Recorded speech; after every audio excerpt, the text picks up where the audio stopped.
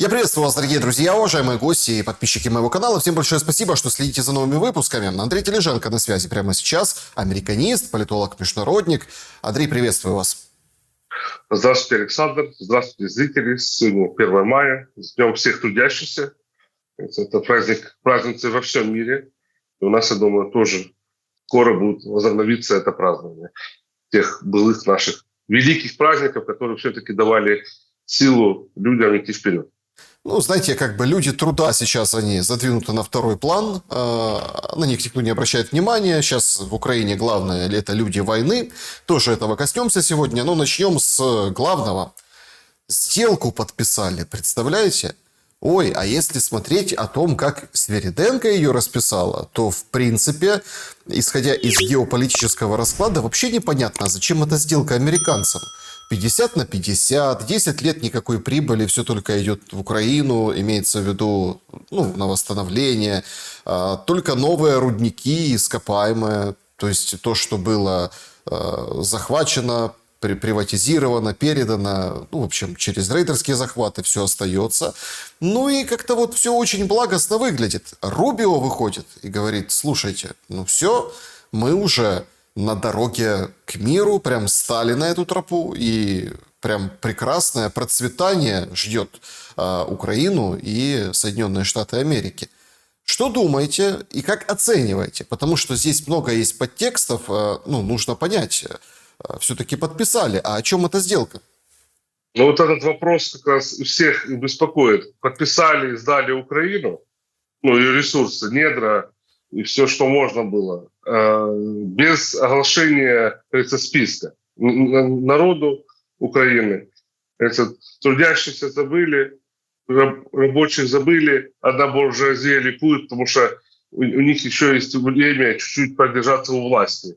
Они себе выбили еще этот люфт. Вот это что этот контракт себе показывает. А реально покажите, что же реально там. Потому что они говорят, это заглавки 50/50, через 10 лет, это же не этот контракт.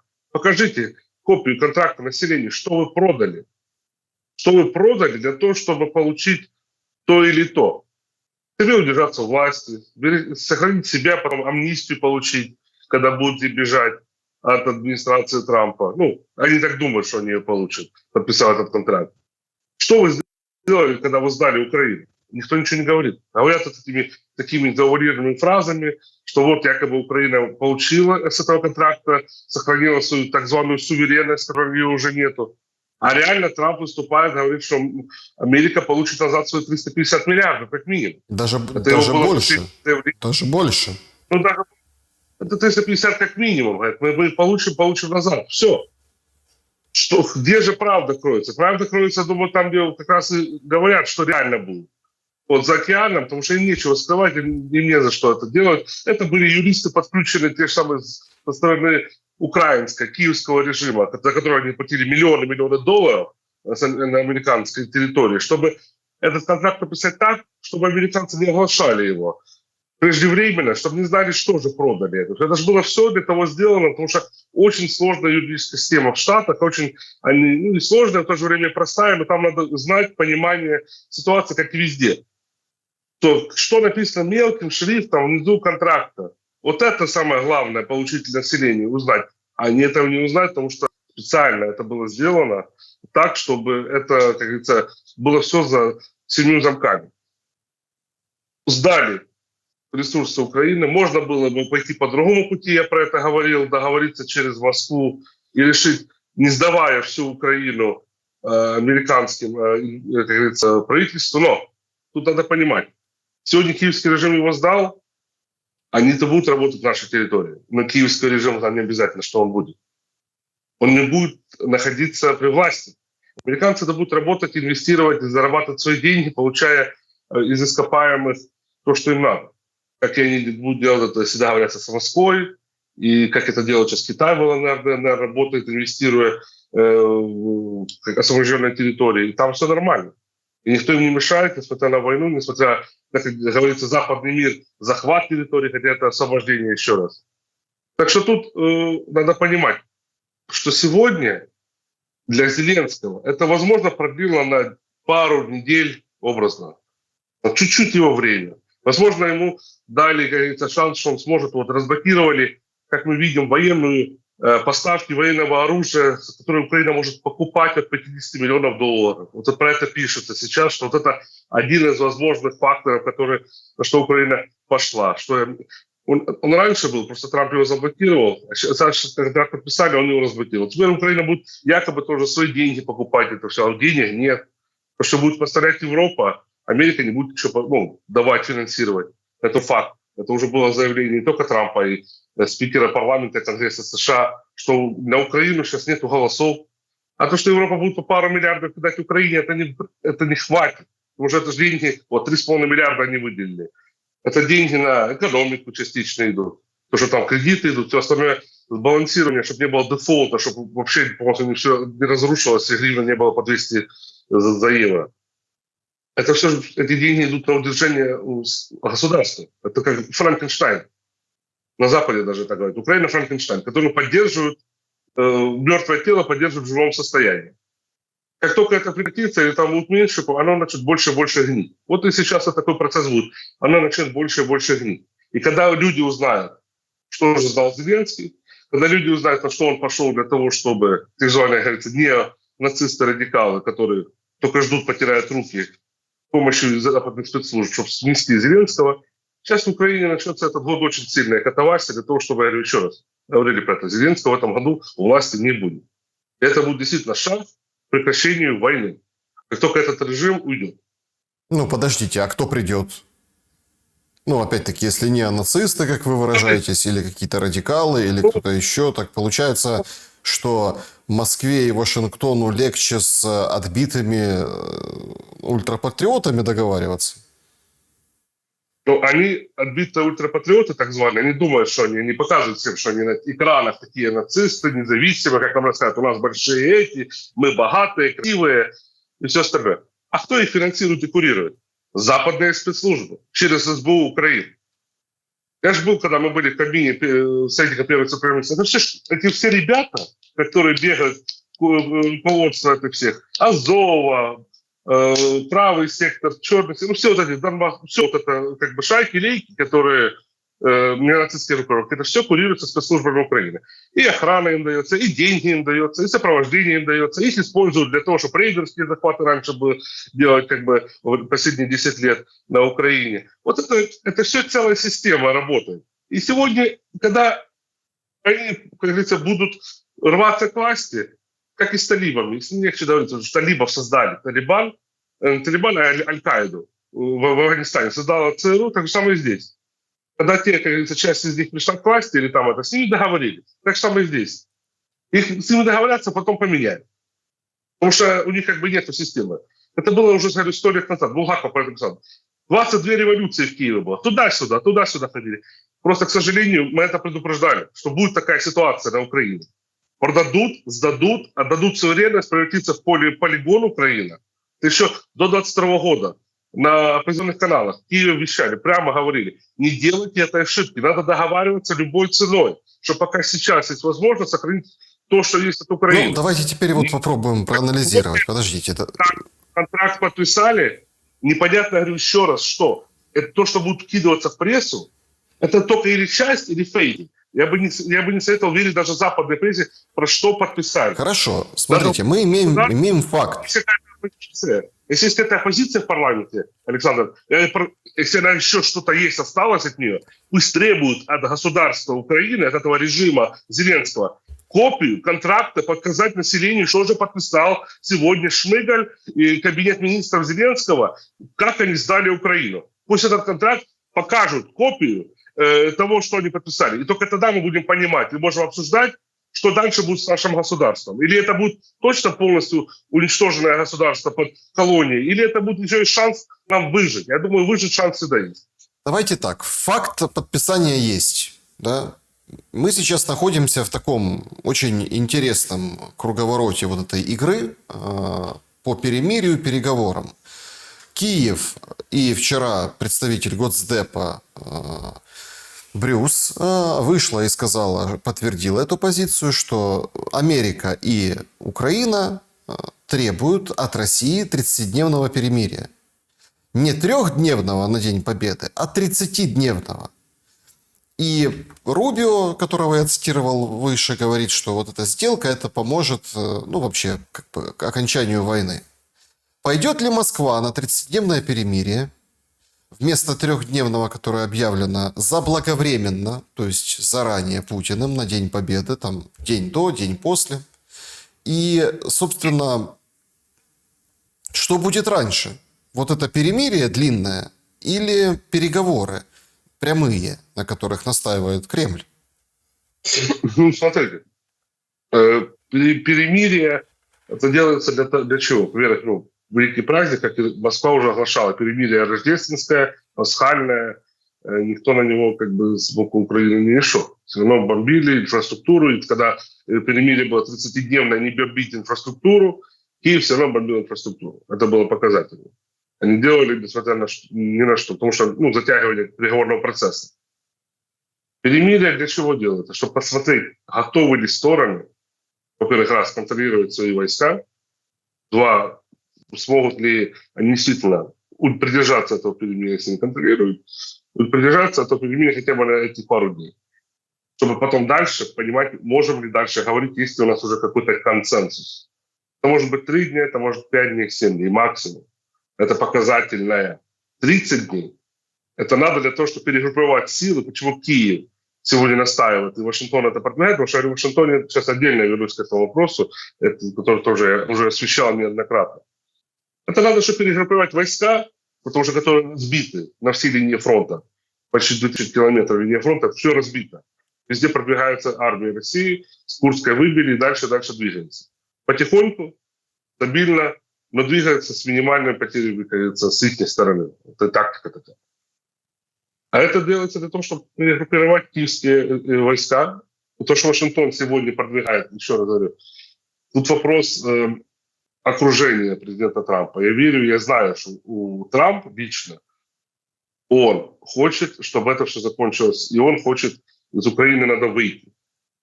И ему это советуют, аналитический центр это советует ему. Но есть окружение, Рубио, тот же Келлах, который там отодвинутый чуть вбок, и остальные, которые тем или иначе хотят продолжения войны, потому что они как бы с неконсервативного общества, неоканс, их называют, это те, кто хотят войны, сидят на деньгах военно-промышленного комплекса, лобби им финансируют, поддерживают или обещают в будущем золотой парашют в виде члена совета директоров какой-то из их корпораций, там, где они будут получать сколько-то десятков миллионов долларов в год. Это на это как бы так они продают свои госдолжности. Такие взятки в форме легальной процедуры есть в Америке. К сожалению, Трампу часть из этих эстаблишментов двигает другую картинку, что надо как бы еще чуть-чуть можно продолжить. Потому что им надо перед своими хозяинами отчитаться. Им хозяин не президент Америки, этого окружения частично Трампа, а военно-промышленный комплекс и лобби. У него какой характер. Он человек, который сегодня верит людям. Есть сколько случаев было такое исторически, когда он был в первом термине. Верил людям, доверял им, а потом оказывается, что они предатели. И, как говорится, выступали, всегда работали под ним. То же самое элементарно Помпео, который как бы выступал, был союзником, а потом, когда надо было, заработал против Трампа. Тот же вице-президент Пенс, которому Трамп доверял и поддерживал его всячески, и продвигал, он его подставил, когда надо было его поддержка по сигналу. И таких случаев очень много. К сожалению, он думает, он миллиардер, ему денег не надо, он идет вперед. Он даже свою зарплату $400 тысяч отдает в бюджет Америки. А люди вокруг него, которым он доверяет, не семья, а именно те, которые вокруг него сейчас советуют, они продаются всем тем или иным, как говорится, структурам в США. И вот почему-то это продвижение, вот этих уговаривания, убеждения Трампа, чтобы он якобы понял, что так лучше, ему убедили, что 30 дней же лучше, чем 3 дня перемирия. И он на это как бы и пошел. Он хороший бизнесмен, он хороший, как говорится, менеджер, но он в геополитических вопросах доверяется своему окружению. К сожалению. И это окружение сейчас его вводит за нос. И я могу быть прямо сказать, потому что его личная и семья, все остальное, когда он ездит в Флориду, по-другому себя начать вести. Как только он возвращается в Белый дом, его начинают вливать в уши другую историю, и он как бы меняет свою политику, даже высказывание. Его можно посмотреть таймлайн. Я его не защищаю, просто хочу понять, чтобы люди понимали, что происходит в Америке. Он сильно на себя много взял. Все эти перемирия в Иран, Украина, Китай, реформа в Америке, ломание системы, и все идет сейчас через него. И это все как бы он не выдерживает, не вытягивает эту ситуацию. Сегодня Украину он оставил как бы на второй план. Это не самый главный приоритет для него. Приоритет, но не самый главный приоритет. Приоритет – это сейчас другие вопросы, Ну, которые я сейчас бы с вами поспорил здесь. Подождите, последние дни перед 100-дневкой вот этой, да, ну, таким образным, ну, точкой отсчета, образным отсечением, да, вот первые 100 дней, вот смотрите, там рейтинги, все такое. Вот такое ощущение, что прям Украиной только и занимался. Вот серьезно. А вы смотрите новости именно западные, которые разные, не только Wall Street Journal там, или Washington Post, которые именно... Это же глубинное, это издание глубинных государств, которые поддерживают и CNN. Ну, то есть Украина его торпедирует, получается. И его медийная, это целая система. Это же целая система в Америке создана еще проект Mockingbird, который еще, про который говорил тот же самый Эйзенхауэр, что нельзя допустить военно-промышленный комплекс глубинное государство, то же самое служба ЦРУ, которая зашло и создала государство в середине государства еще с 50-х, 40-х годов, они контролируют повестку дня в государстве. Они создали свою, как говорится, мини-государство Соединенных Штатов Америки. Они контролируют президента Америки. Они ему не подчиняются. Те же самые частично спецслужбы. Почему, как говорится, сейчас повестка дня одна в западной прессе, а посмотрите реальную прессу, там, те же самые консервативные медиа, которые более открытые и как бы независимые, чем корпорации большие, как Fox News, CNN и тому подобное. Или те же самые даже YouTube-блогеров, которые ориентированы там, на Трампа. Посмотреть, что они вещают последние пару недель. Да, Украина есть, но она не самая главная тема. Тарифы – главная тема, и даже зайти в тот же X. Подписаться на тех или иных блогеров, консервативных, которые в окружении в пул ходят на поддержку Трампа. Украина не одна из главных тем. Главная тема – тарифы, Китай. Папа Римский был, очень важная тема была, которая сейчас продолжается. Канада, Ирландия, выборы в Канаде. Украина одна из них. Это просто мы читаем нашу прессу, нам так подают. Украина одна из главных тем. Потому что все остальное, конечно, нам не интересно. Как и всему миру не интересно, что уже происходит на Украине, потому что уже все надоело, задолбал. Так что надоело и задолбал, я как бы согласен, и нужно как-то вот, да, что-то менять. Смотри, тут вот почему. Трампа убеждают. Для того, чтобы это, что 30 дней лучше, чем 7 дней, чем 3 дня, что надо, естественно, эту политику. Линдзи Грэм, Рубио – это люди, которые работают на неконсервативное общество. Ну, не общество, а лобби. Это те, кто хотят дальше войны и срыва переговоров между Москвой и Вашингтоном. Что сейчас к этому есть попытка идти. Америка попыталась, как мы тоже неоднократно еще до выборов говорили, будет несколько попыток переломить ситуацию с Российской Федерацией. Будет 3 попытки. Вот сейчас первая. Думали, я надеялся, что договорятся еще раньше. Что вот надавить на Россию и переломить ситуацию по Украине. И, как говорится, чтобы якобы победить Америке в этой ситуации. Хотя Россия пошла на все уступки здесь и показать Америке, что якобы она не страна участник публично, а страна модератор переговоров. Хочешь, Трамп говорит, что ты модератор в этом процессе? Бог с ним. Будь модератором. Хотя все знают, что Америка начала эту войну на Украине, давала оружие. Так прекратите поставки оружия, денег и спецслужб, информации. Все это прекратится в течение недели. Так же самое и хотите, пошли на эти уступки, чтобы ради до переговоров. Будьте модераторами, будьте процессом. Нет, Америка и свое лобби продвигала. Чего они блокируют встречу Трампа и Путина? Его окружение, в первую очередь, Трамп. А кто блокирует? Да. Рубио блокирует, господин Волс блокирует, Советник национальной безопасности. Блокируют встречу, чтобы не было, потому что они понимают, как только Трамп с Путиным лично встретится, потому что они видят, как Трамп реагирует на Путина. Они видят, что он его не то что доверяет, он его уважает его мнение, человек при власти уже больше 25 лет. Владимир Владимирович Путин, про это мы говорим. Он видит, что он знает, как система построена. С ним можно общаться, понимая, как отстоять свои интересы американские. Можно пообщаться и найти место, как говорится, common denominator. Слушайте, вообще, конечно, вы затронули очень важную тему. Вот она вроде как, она на поверхности, но на нее никто не обращает внимания. А правда, они встречаются с Зеленским, смотрите, и овальный кабинет был, и даже вот это вот 15-минутка у гроба, да, то есть Папы Римского, и то была. То есть организовали, подвели, завели, ой, чудо в Ватикане произошло. Уже прям несколько встреч таких вот, да, с Зеленским, а с Путиным так встречи и нет. И вот то ваше предположение, или как утверждение, что потому что блокируют, вызывает прям серьезный интерес. Так, а смысл? Рано или поздно все равно придется встретиться? Или они должны встретиться, когда будут обстоятельства другие? Но вот это к этому ведут, что якобы должны быть другие обстоятельства. Потому что Зеленского встречали в овальном кабинете, там, в коридоре и все остальное. Это вопрос того, что Трамп, отношение Трампа к Зеленскому такой, ну ладно, let this guy in. Все. Ну, вот такой подход. Ну, пусть этот парень зайдет, мы его все равно финансируем, он все равно, типа под нами, кто он такой, типа, ну, пообщаемся. Для него это не такое важное событие, чтобы, ну, оно важное пиарным в сенсе, показательно.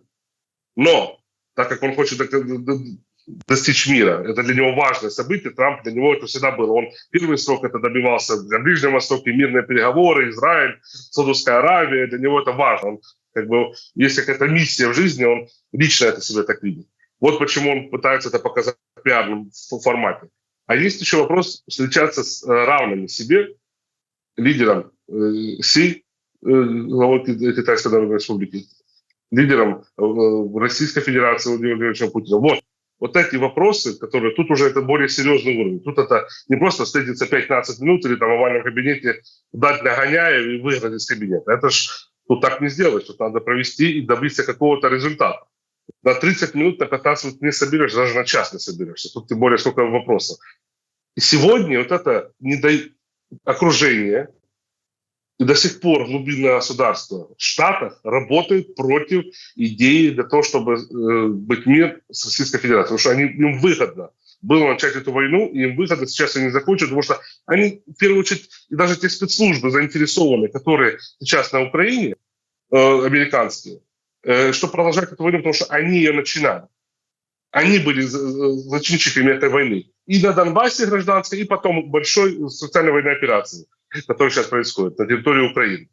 Вот почему я неоднократно говорил, я буду вот выступать сегодня на американском телевидении, говорить прямо по этому вопросу, потому что мы общались там с его окружением Трампа по поводу того, что он должен понять ситуацию, что надо вывести, executive order подписать, что это угодно, вывести спецслужбы Америки с территории Украины. И то, это, во-первых, раз покажет, будут ли они подчиняться, потому что то, что подписывает Трамп, executive order, не всегда прямо подчиняется. То же самое по Epstein Files и все остальное. Видел, как спецслужбы блокируют, не дают информацию, не подчиняются указам президента Америки, потому что они создали одно государство в самой себе. Деньги идут, потоки идут, бюджет на триллионы долларов, у них все хорошо. Они себе тратят, у них, вы понимали, коррупция такая, некоторых агенций американских спецслужб, у них есть свои курорты, которые выделяются по 500 миллионов долларов в год на них в Колорадо и все остальное. И это как бы непонятно, не надо, это, чтобы эта система разрушалась, это все как бы на этом все зарабатывают. А тут надо, чтобы Трамп увидел сам, что его же спецслужбы, которым он не доверяет, не подчиняются ему, они не захотят выйти. Они еще останутся, они будут саботировать. Потому что эти спецслужбы, которые саботируют сегодня мирный процесс Трампа, они крышуют Зеленского вместе с Ми-6, которые, как говорится, курируют непосредственно сейчас уже Зеленского, и американцами, которые сейчас находятся. И их вывести оттуда. Система Зеленского, его крыша рухнет. И Трампу будет легче договариваться с Москвой. Угу. Вот к чему это иду. Как бы про это мы сегодня я тоже буду говорить. Я и говорил неоднократно, но сейчас уже более конкретно, потому что есть заинтересованность, чтобы Трамп это услышал. И только тогда будет понимание. Это один шаг надо сделать. Подписать указ. Выйти все спецслужбы американские с территории Украины. Остальные присоединиться. Все. Ну, смотрите, давайте так. У нас есть говорящий род офиса президента, профессор, где там, Гарвард, да, в общем, бывший министр иностранных дел Кулеба. Тоже, как и вы, дипломат, но он сейчас переквалифицировался в педагога и спикера. То есть, мы же помним, был Данилов, который, да, вот там, ну, очень потужно выступал, там, такие вещи говорил. Но его не... Это тот, который собак. Да, тот, который собак красил под волков. То есть, Данилов, он пропал. с орбиты, то есть сидит, не отсвечивает. Даже в Молдову послом не удостоились его назначить, поэтому, ну вот, нет Данилова. Был Данилов и сплыл. Тихо в лес ушел. С точки, Надо с точки зрения публичной истории. А Кулеба, вот он присутствует. Он говорит, так это вообще хорошо, надо пойти за Трампа свечку поставить, если он выйдет из Украины. Это для нас просто, для украинцев, для тех, которые там у власти, тех, которые там поддерживают Зеленского, это же просто замечательная история. То есть никто не будет уже там давить, никто не будет ничего там... Единственное, что может Трамп сделать, это партнеров других европейских отговорить нам помогать. Вот это опасно. А если США просто возьмут и уйдут, так это просто праздник какой-то. Праздник непослушания. Ну, во-первых, надо понять, Кулеба, тот, который министр иностранных дел, который привел войну на нашу землю, дипломат великий, который описывал свое, говорится, увольнение с сигарой, с бокалом вина или с чем он там выставлял. Ему надо еще раз говорю, с патроном надо было, с револьвером подписывать.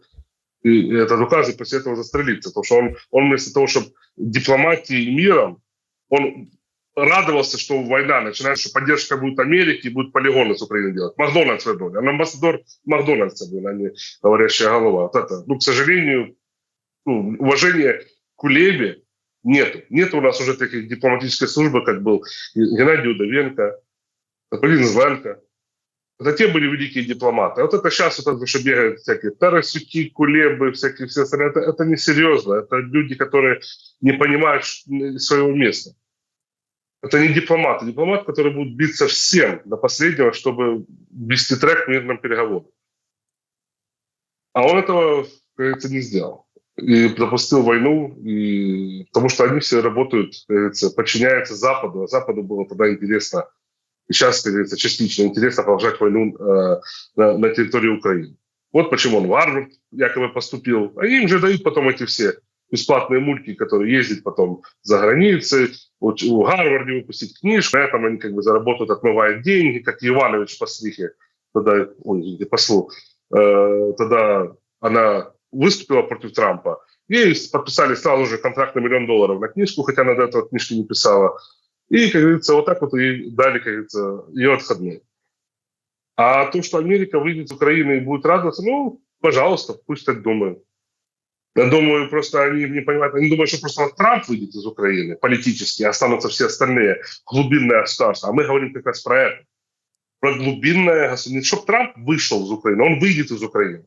Рано или поздно. Просто что, я говорю еще раз, я общаюсь с некоторыми людьми за океаном, слышал прямо, непосредственно, как то, что советуют аналитические центры Трампа, если чем дольше он остается на Украине, аналитики пишут ему, это те, кто уже даже, там и русофобы среди них, и все, они прямо пишут, чем дольше Трамп остается на Украине, чем потом хуже будет потом выход.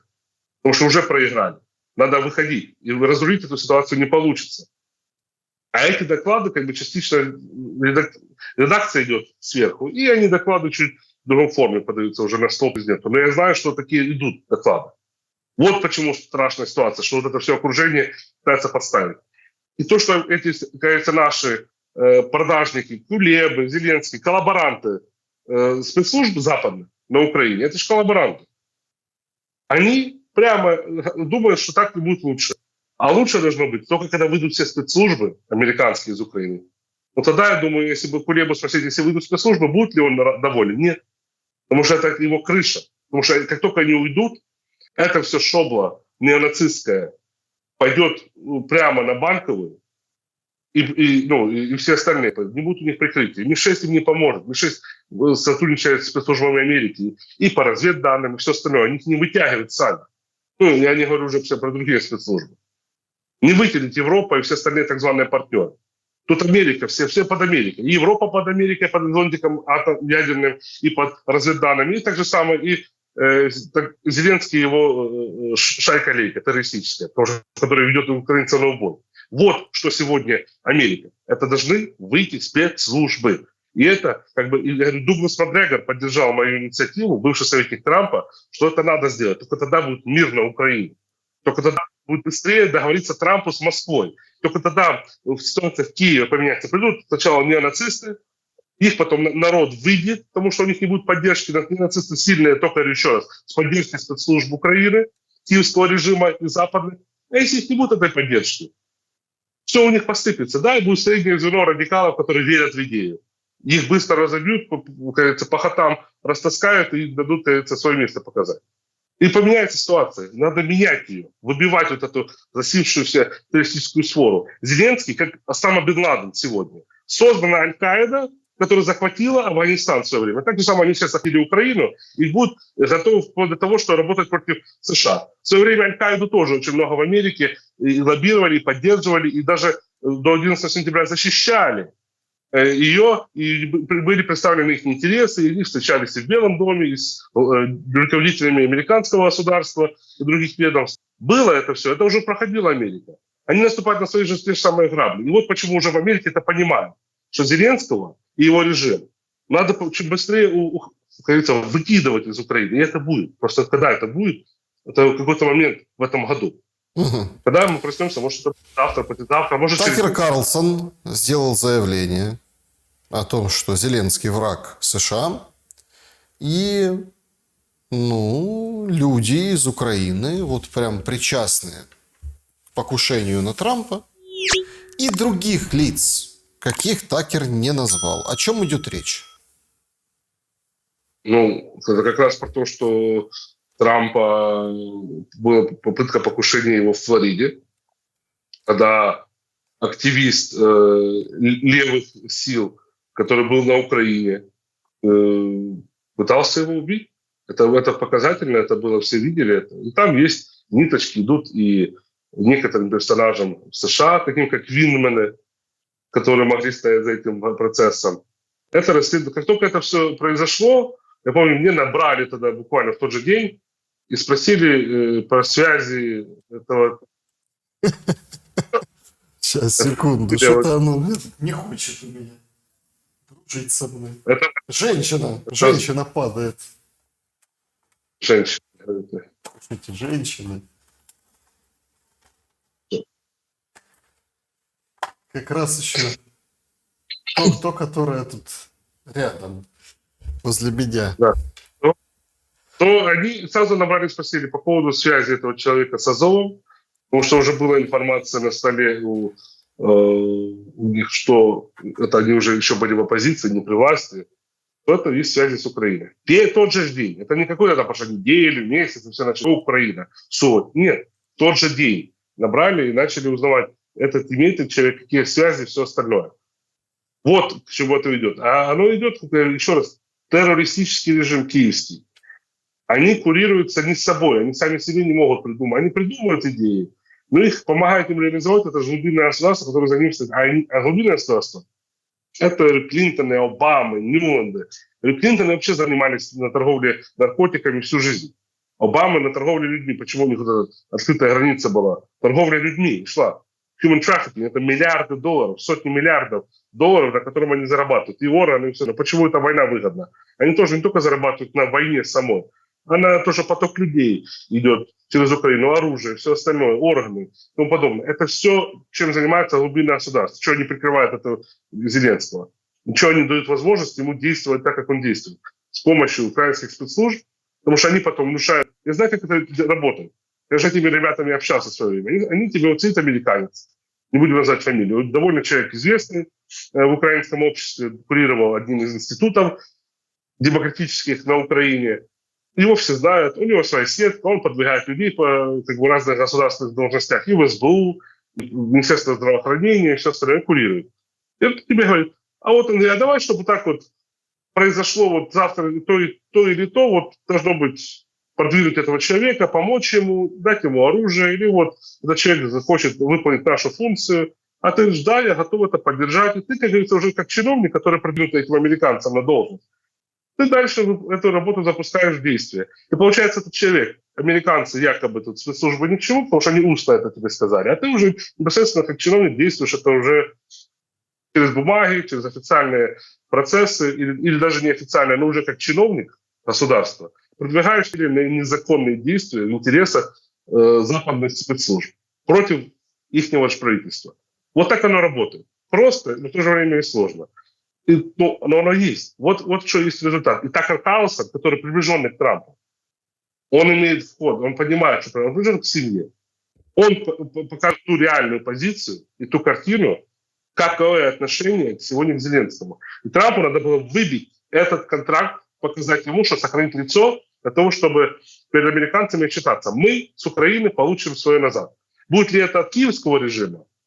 Скорее всего, не будет. Или это будет совместно уже потом, когда Москва будет под зонтиком Москвы, в Киеве находится и Украина, то будут договариваться, вот есть у вас контракт, давайте что-то решать, выходя из этого контракта, вы же там подписали, давайте это иметь в виду.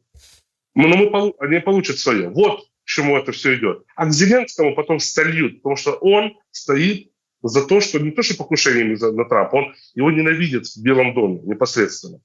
И Трамп, это, как говорится, показывает неофициально все. Мы видим, как его реальное интервью, не просто когда он там сидит за столом, пытается что-то продвинуть, и пиарные на него все, как говорится, кричат журналисты. А когда он реально дает интервью один на один, журналу Time, Глену Беку, один на один, и он прямо говорит, что такое Украина, что такое Зеленский, и кто есть кто. Когда он реально, говорится, сверена вся информация, что он хочет показать. Сегодня позиция Такера Карлсона очень важна. Это не просто журналист, это человек, который вхож, и вот Трамп предлагал в свое время должность в правительстве. И он как бы его слушает.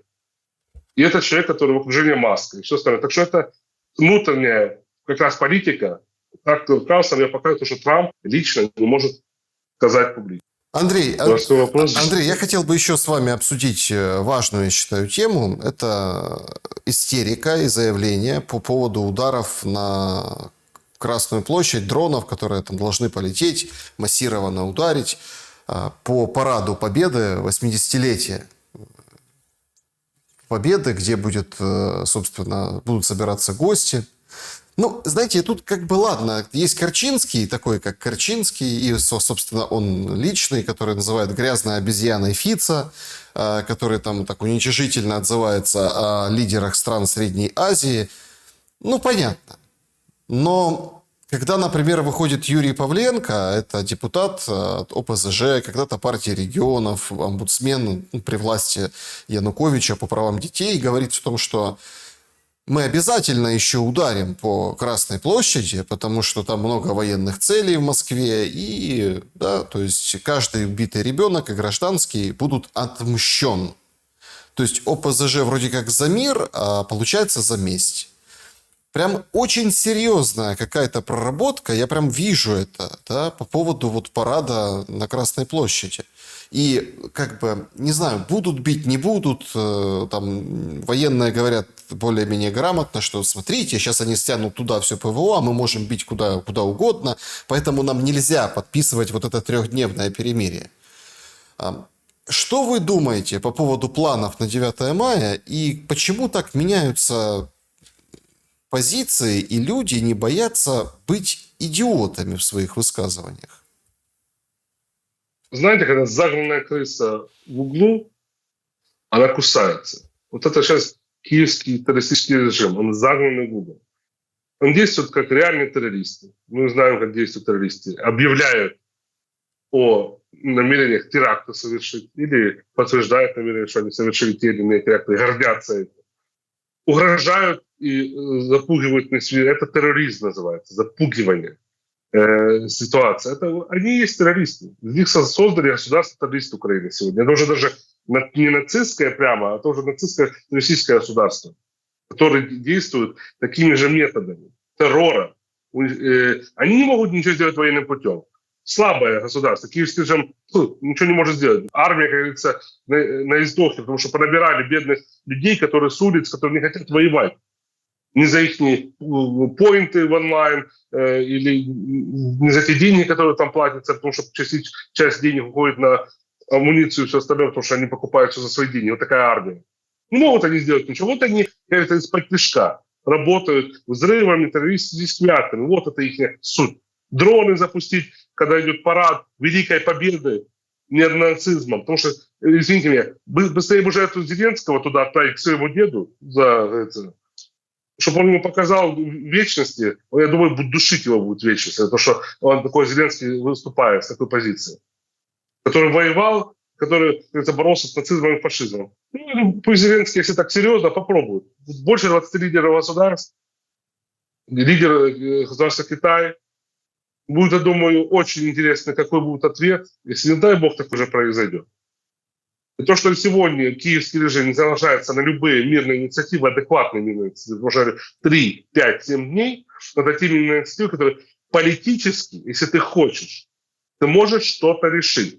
Ты можешь договориться, ты можешь убрать закон о запрете по переговорам, ты можешь дать добро чтобы, команду, чтобы не стреляли, чтобы не было обстрелов и тому подобное. Они 30 дней, чтобы переформатировать свои войска, перегруппировать, добавить то, что идет с тыла, и все остальное, потом укрепиться. Вот это, почему они так продвигают это еще 30 дней. А реально Корчинский, это тоже, кажется, прихвостник службы безопасности. На него есть дело. Служба безопасности, он их коллаборант. То, что он там рассказывает, что он большой патриот, ну, как и многие из наших, как говорится, политиков, все осели на Владимирск в том или ином формате. Когда-то кого-то взяли по личным, кто-то, видите, мальчиками там занимался, кто-то еще чем-то. И их взяли, и потом они, кажется, из гачок, и они их дергают, кто-то просто сам захотел прийти туда и продался в службу безопасности, и часто они, кажется, ведут свои грязные дела совместно. Вот как оно работает. К сожалению, у нас в Украине все, кажется, куда-то кому-то продаются. Если не могут продаться на восток или на запад, идут продаваться доблестно, говорится, Владимирскую. Вот это, кажется, результаты, потом пакостят всем. И притворяются нацистов. Потому что им дают такую настановку. Это раз. Два, то, что таких, как ОПЗЖ, нет уже в Украине оппозиции. ОПЗЖ, господин Бойко, все остальные, Левочкины, которые... Ну, Левочкин это кто? Это агент ЦРУ, который сдал Януковича, помог организовать госпереворот в 2014 году, потом в 2014 году на Мюнхенской конференции передал личные данные, все папки и файлы на Януковича и его команду, Байдену и Ньюману, после чего получил прикрытие. То же самое с господин Бойко. Те же самые, кажется, персонажи. Продажные, деньги, и все. Тут нет идеи. ОПЗЖ, не ОПЗЖ. Идея была в мир. Идея была, чтобы оставить Украину мирной, нормальной. У них нет такой идеи. Наплевать. Потому что они знают, что они завтра идут в Монако. Где отдыхают говорится, депутаты ОПЗЖ? Где они живут? В Монако, за границей, Австрия, Вена. Они, кажется, там, где народа нет обычно. Кажется, сегодня День всех трудящихся. Кажется, пролетариат, народ. А пролетариат сегодня и народ в Украине забитый, уничтожается, кидается на убой. А буржуазия ликует. Они живут себе хорошо. И дальше подвергает этот народ опасности, делая такие заявления. Кто такой этот депутат ОПЗЖ? Он депутат народный, он государственный человек. Представляет государство киевского режима сегодня, потому что нет такого, как уже Украина нормального государства. Суверенного нет. Украина уничтожена изнутри. Когда начала госпереворот и продолжала убивать людей на востоке Украины. Почему они молчат, как убивали детей на востоке Украины? Аллея ангелов, людей, которые действительно мирных граждан бомбили, шуровали артиллерией и всем, что можно, говорится, на восток Украины. Молчали все, не было, не выходили там цели военные, там было гражданское население. А сегодня они получили по зубам от России. И теперь плачутся, надо куда-то ударить, чтобы их где-то, потому что мы уже проигрываем, все понимают. Это так же самое заускивание этой ситуации извне на середину через агента влияния, который потом дальше продвигает эту идею, потом дальше она осуществляется, даже если не осуществляется, но на государственном уровне даже Зеленский ничего не будут поддерживать мирные переговоры, у них будет парад, а может мы ударим, может не ударим, это лидер так званого государства. Нелегитимный, но он представляет пока тот режим, который есть. А потом плачутся все, когда летят Искандеры и кинжалы. И все, ой, как нас бьют здесь, и покажут картинки. Хотя, симметричный ответ потом по тем же военным целям. Почему Киев ставит военные цели в гражданских объектах? Никто этим не задается. Все только Москва, Москва, Москва.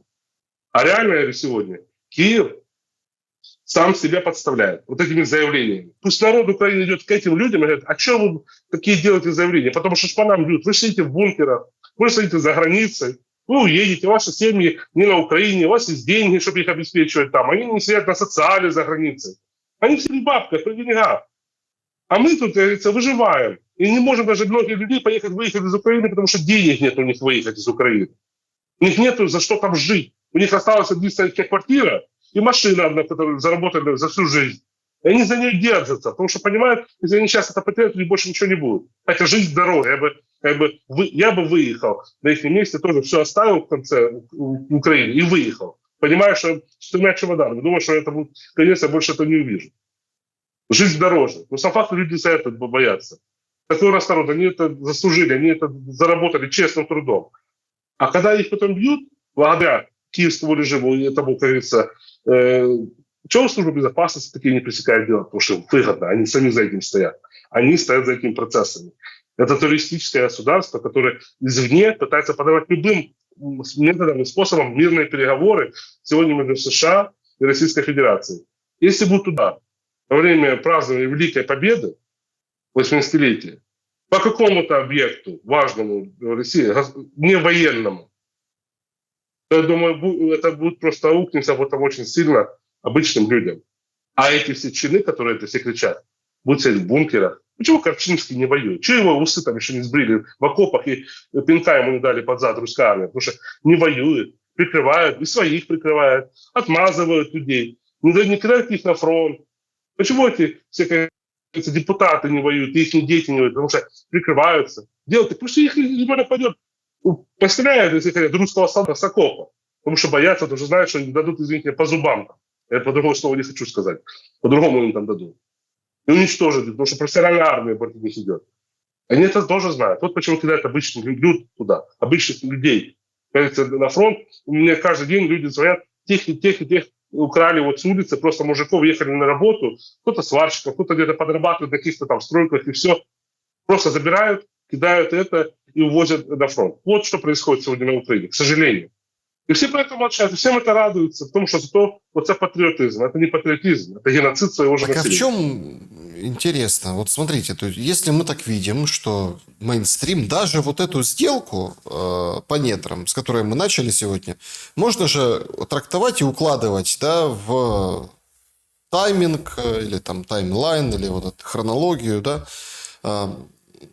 тоже наступление мира, ну или договоренности, что по большому счету все, сделка есть, дальше следующий шаг, перемирие, дальше договоренности, перевыборы, которые убрали, заметила Радио Свобода из плана Трампа, и дальше, собственно, подписание уже с новым руководителем уже прочного и долгосрочного мира.